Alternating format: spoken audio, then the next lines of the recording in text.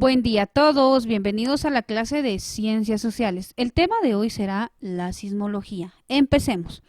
Para ello definiremos de dónde proviene este término y vamos a decir que la sismología es la rama de la geología y diremos que la geología es una de las ciencias naturales que se encarga del estudio de la estructura interna y externa del planeta Tierra.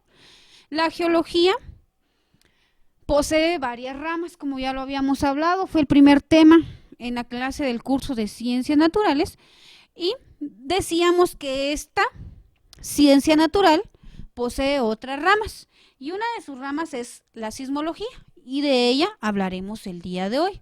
Diremos entonces qué es la sismología. Bueno, la sismología, como bien lo decimos anteriormente, es una rama de la geología que va a estudiar los movimientos que se van produciendo en el interior de la corteza terrestre. Quiere decir que estudia los sismos, movimientos que se dan en el interior de la corteza terrestre. Los más conocidos como temblores, movimientos telúricos, terremotos, microsismos. La sismología es la encargada del estudio de la generación y efectos que puedan producir estos sismos. Esta rama de la geología nos explica y trata de estudiar cómo se llevan a cabo esos movimientos internamente en la corteza terrestre y para ello el ser humano ha creado un instrumento que registra ese movimiento, que analiza ese movimiento producido por un sismo, al que denominamos sismógrafo o sismómetro. Este sismómetro o sismógrafo es instalado en la superficie de la Tierra. Se utiliza para medir esos fenómenos. El sismógrafo es el instrumento que registra estos movimientos que se van dando en el suelo cuando es perturbado por las ondas engendradas por un sismo. Veamos cómo es un sismógrafo. Decíamos entonces que el sismógrafo va a consistir en un sensor. Decimos que es un sensor que va a ir detectando las vibraciones superficiales en el suelo y va registrando y va produciendo una grabación continua de estas señales. Está conformado, en este caso, por una masa, por una aguja que va registrando ese movimiento, que lo va grabando constantemente. Posee un tambor, también posee un papel en el cual se va registrando el movimiento. Si el movimiento llega a ser más fuerte, pues entonces las líneas se van curveando y eso va a ser dependiendo del tipo de movimiento que se vaya registrando, pero este instrumento le ha servido al ser humano en la actualidad para poder estudiar estos fenómenos que son parte del ciclo geológico de la Tierra. Veamos entonces por qué se producen los sismos. Ya sabemos que es un sismo. Un sismo es un movimiento que se produce en el interior de la corteza terrestre. Cuando hablamos de un sismo estamos definiendo también, en este caso, a los terremotos o a los microsismos. Son movimientos que se dan en el interior de la corteza terrestre. Pero ahora, ¿por qué se producen o cómo se producen? Bueno, los procesos sísmicos son provocados por los reajustes de equilibrio como consecuencia de los espacios dejados por las salidas del magma. Es oportuno indicar que tales fenómenos son comunes a la dinámica de la vida del planeta. Estamos hablando de que son parte del ciclo geológico y siempre se van a dar. Pueden darse por los procesos volcánicos, puede ser por alguna erupción volcánica, puede ser por alguna fumarola, puede ser por algún geyser. Bueno, tenemos entonces aquí que en compensación de ese desgaste provocado por la erosión, el desplazamiento y sedimentación que desgasta la superficie de la Tierra, hacen que estos movimientos se den en el interior de la corteza terrestre. Los sismos entonces se producen por la fractura repentina de estas rocas y van generando las ondas elásticas que van viajando por el interior de la Tierra, denominadas ondas de cuerpo.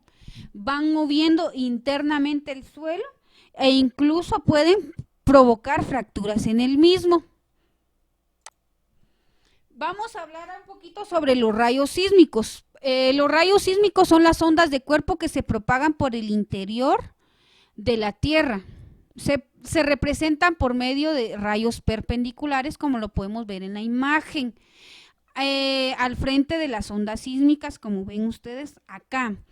Estos rayos sísmicos se refractan debido a cambios en la velocidad de las ondas con la profundidad en que se dé este movimiento.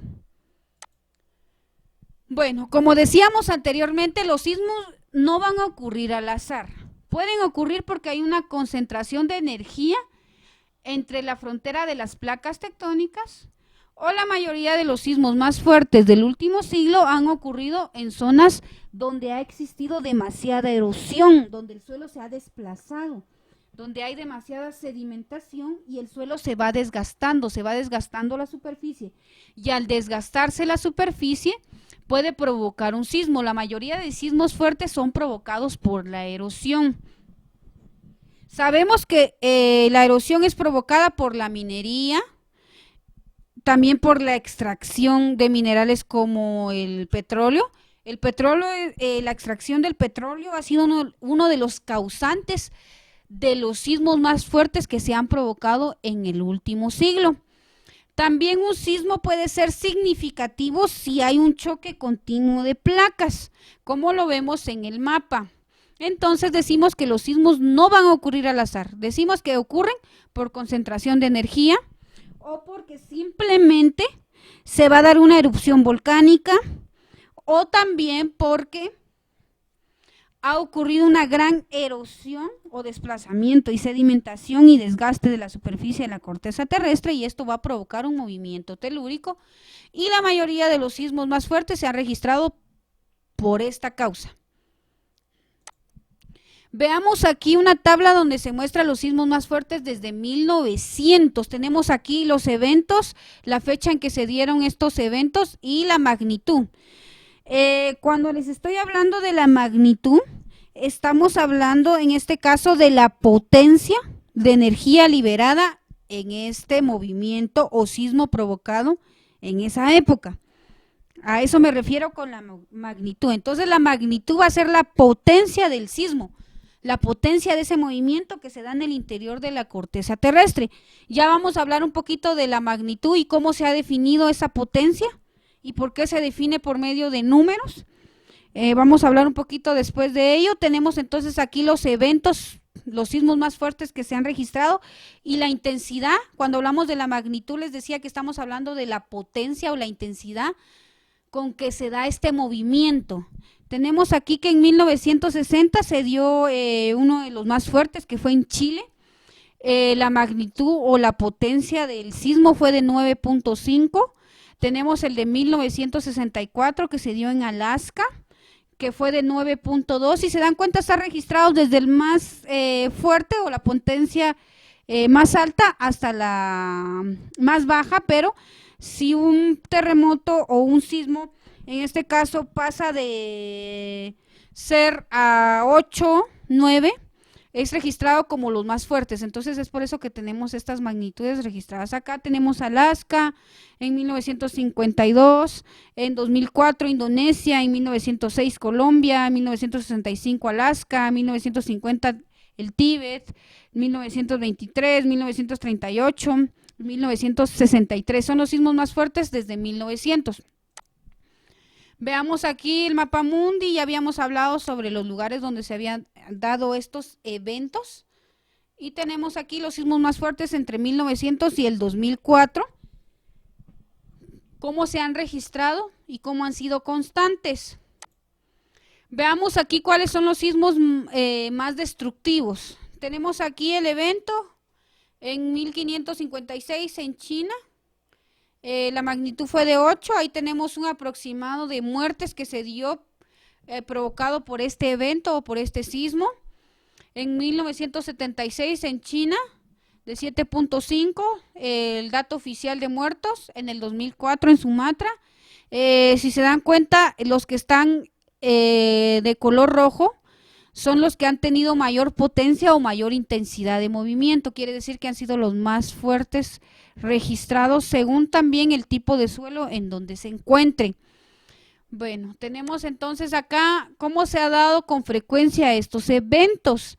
Tenemos que los de magnitud 8 y mayor se han dado uno anual y la energía liberada ahí es de 1000.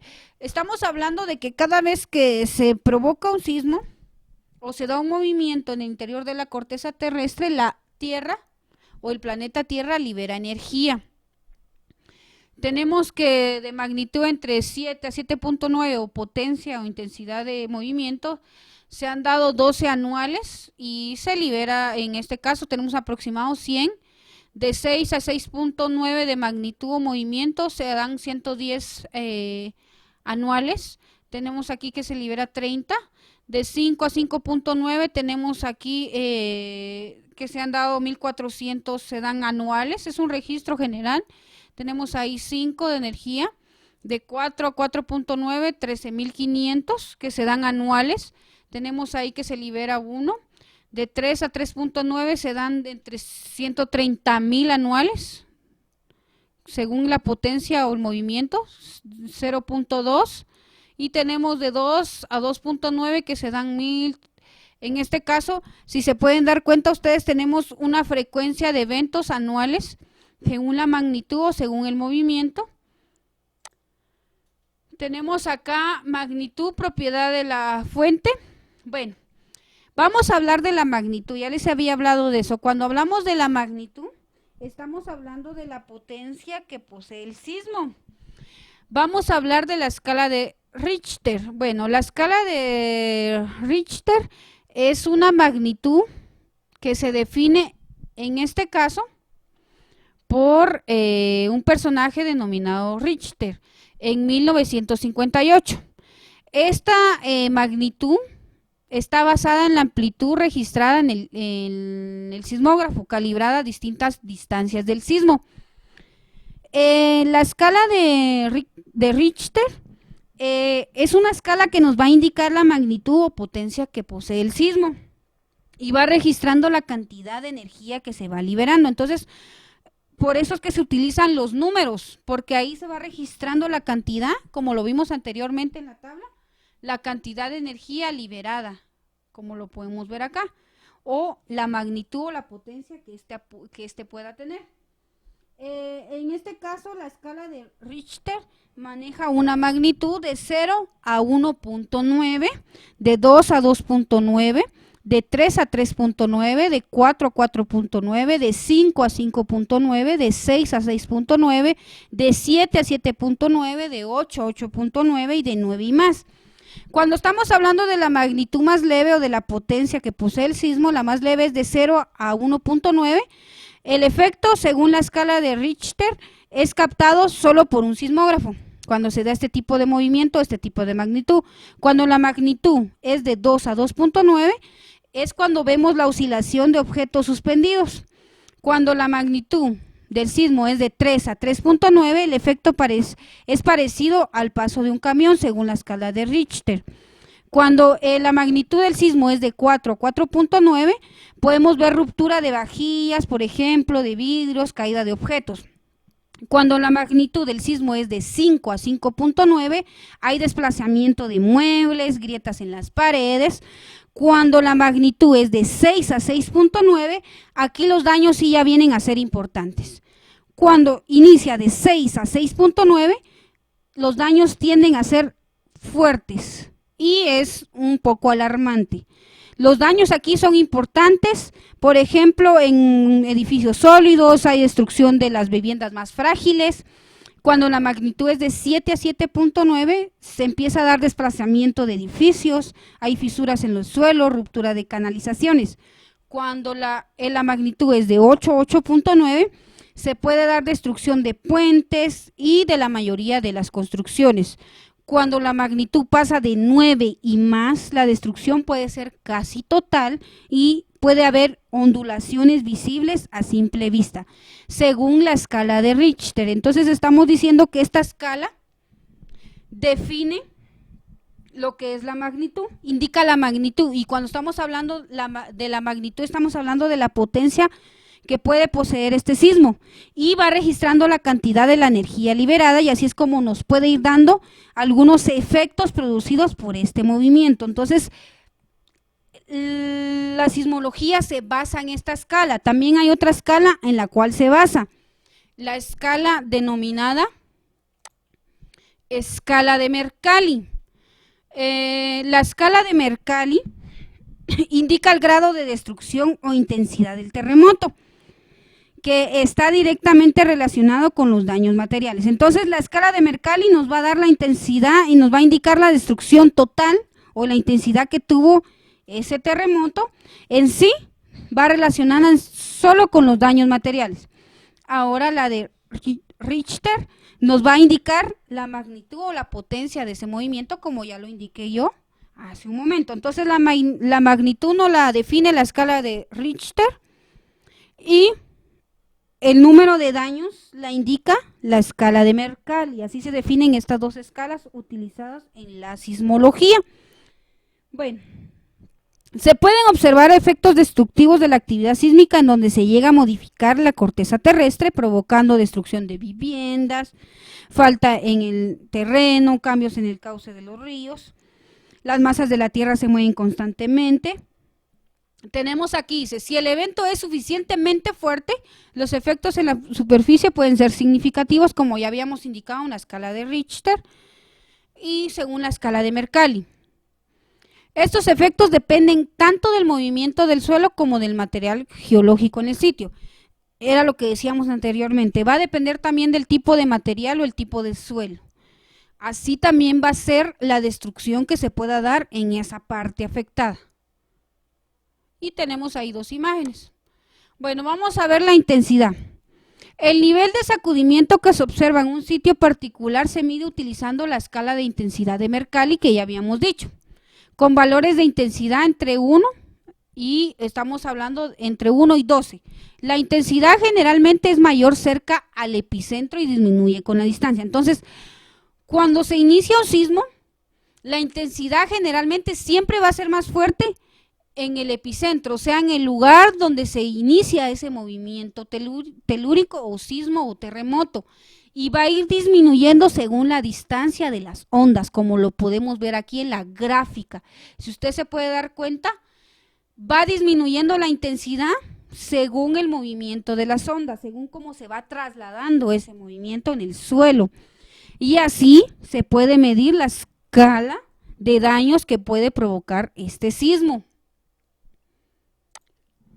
Las intensidades observadas están relacionadas al movimiento del suelo producido por las ondas sísmicas, las estructuras, las casas, los edificios, etc. Son afectadas principalmente por el nivel de aceleración del suelo.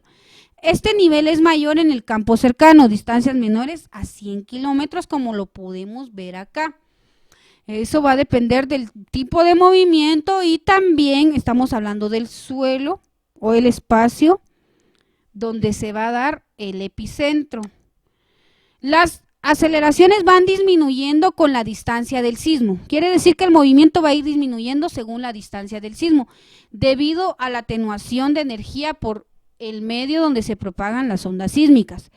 Esta atenuación depende de las propiedades del material y es distinta para diferentes regiones. Estamos hablando del tipo de suelo. Bueno, entonces, vamos a hablar un poquito de la ingeniería sísmica. Bueno, es importante entonces identificar las aceleraciones que se puedan registrar en zonas sísmicas. ¿Por qué es importante entonces el estudio de todo esto? Entonces, la importancia del estudio de todo esto es que si podemos registrar esas zonas sísmicas y las aceleraciones constantes que se van dando en esas áreas, se va a poder ir evaluando el peligro sísmico y se pueden ir definiendo códigos, en este caso códigos de construcción que puedan ir reduciendo esas pérdidas según el tipo de suelo, que era lo que decíamos anteriormente, para evitar pérdidas económicas y también pérdidas de vidas. Y entonces por eso es el objetivo del estudio de este tema. Bueno, esta sería la primera parte del curso de Ciencias Sociales y pasaremos a la segunda parte en el siguiente video.